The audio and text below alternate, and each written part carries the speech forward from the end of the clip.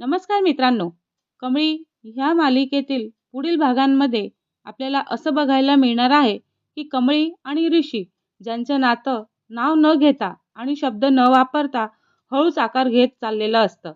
College, जबाबदाऱ्या, घरातले ताण ह्या सगळ्यांचा बाहेर पडून आज ते दोघंही पहिल्यांदाच मॉलमध्ये आलेले असतात. गर्दी असूनही त्या दोघांसाठी आजचा क्षण खूपच खास असतो. कमळीच्या चेहऱ्यावरती थोडी घालमेल असते आणि इतकी लोक, इतकी चकमकीत दुनिया आणि तिच्या बाजूला आहे ऋषी सर. तर ती म्हणते, सर आपण इथे यायला नको होतं का? तेव्हा कमळी दबक्या आवाजात सरांना विचारते. तेव्हा ऋषी म्हणतो, तिच्याकडे पाहतो आणि म्हणतो, डोळ्यात एकच वेगळीच आपुलकी असते आणि म्हणतो की कमळी, आयुष्यभर मागेच राहायचं नसतं, कधीतरी आपल्यासाठीही जगायचं असतं. त्या शब्दांनी कमळी खूपच गप्प होते आणि पहिल्यांदाच तिला असं वाटतं की कुणीतरी आहे जो तिला थांबवत नाही पण पुढे जायला शिकवतो आहे. हे सगळं दोघंही बोलत बोलत कॉफी घेत असतात आणि ऋषी मुद्दाम तिची आवड निवड विचारत असतो. साखर कमी ठेवायची का? तेव्हा कमळी म्हणते आणि ऋषी पण हसतो आणि म्हणतो की म्हणजे तुझ्यासारखीच साधी आणि खरी मुलगी म्हणजे तूच आहे. तो एक साधा वाक्य पण कमळीच्या काळजावरती थेटच आदळतो आणि ती नजर खाली करते. अशा शब्दांची तिला सवय नसते आणि नेमक्याच त्याच क्षणी मॉलच्या दुसऱ्या टोकाला नयनतारा पण उभी असते, खरेदीसाठी आलेली.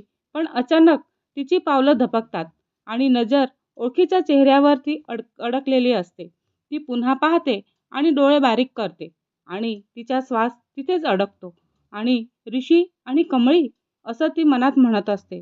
तो क्षण नयनताराच्या पायाखालची जमीनच सरकवतो.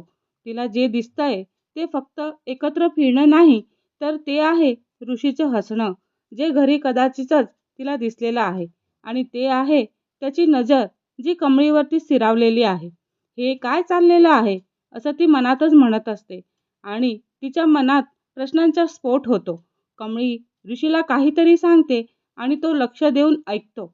त्या दोघांमध्ये असलेली सहजता, मोकळेपणा नयनताराला स्पष्ट दिसत असते आणि ती अस्वस्थ होते. ही मैत्री नाही, नयनतारा स्वतःशीच म्हणत असते आणि ही सुरुवात आहे आणि ती धोकादायक आहे असं तिला मनात वाटत असतं. इकडे कमळी अचानकच थांबते आणि म्हणते, सर कुणी पाहिलं तर गैरसमज होईल ना? तेव्हा ऋषीचा सूर अचानकच ठाम होतो आणि तो म्हणतो, गैरसमज होण्यापेक्षा खोटं जगणं जास्त धोकादायक असतं कमळी.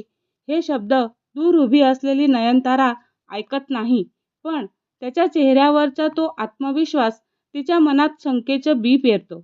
आता गप्प बसायचे नाही, नयनतारा तिथेच ठरवते आणि आज जे पाहिलेलं आहे त्याची उत्तरं मला हवीच आहेत असं तिने ठरवलेलंच आहे. ती तिथून निघते, पण तिच्या मनात वादळ उठलेलं असतं आणि कमळी, तिला अजिबात कल्पना नसते की हे सगळं कोणीतरी पाहतंय आणि ती पण नयनतारा.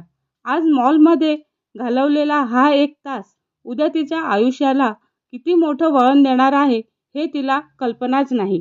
कारण जेव्हा घरात संशय शिरतो तेव्हा शांतता सर्वात आधी मरून जाते. आता प्रश्न फक्त एवढाच असतो की नयनतारा सत्य शोधणार आहे की स्वतःचं मन फसवणार आहे आणि ह्या सगळ्यात कमळी पुन्हा एकदा बळी पण ठरणार आहे का?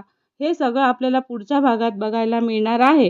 पण त्याआधी जर तुम्ही आमच्या चॅनलला सबस्क्राईब केलं नसेल तर सबस्क्राईब करा आणि व्हिडिओ आवडल्यास लाईक द्यायला विसरू नका.